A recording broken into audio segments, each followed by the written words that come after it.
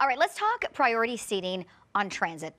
This is a beef with a lot of people. My grandmother takes the transit, and I don't know why I said the transit, but anywho, she takes transit, and she talks about how people don't always give her a seat, and this really irks me. This is an issue with pregnant women. There is one woman in Toronto who started this campaign where she is saying pregnant women, particularly when you're not showing, that they should wear these pins. And there she is right there. She's in her first trimester.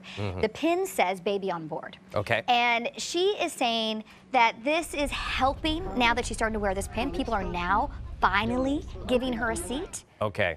So, because, I mean, there is some, and I understand what we're saying, that have we lost all sense of common decency and courtesy throughout society, really, but particularly on public transit. But I think that there's also a certain segment of the population that they're a little hesitant to maybe now in this day and age approach somebody, because you don't want to ask, you don't want to be that person that says, listen, I understand you're pregnant, would you like my seat? And then you find out they're not pregnant. Right. Right? Yeah. Right.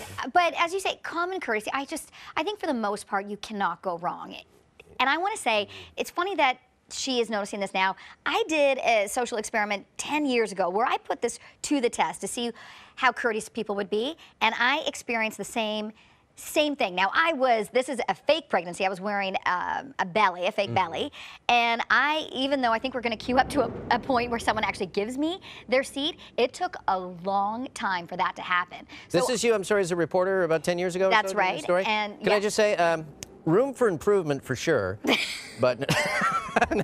Thanks, Jeff. Yeah. That was 10 years ago. But it took me a really long time for someone to actually give me their seat. So not much has changed. And you know what? If it takes a button, unfortunately, it may take a button for someone to get up. But do what you have to do to get a seat. Yeah.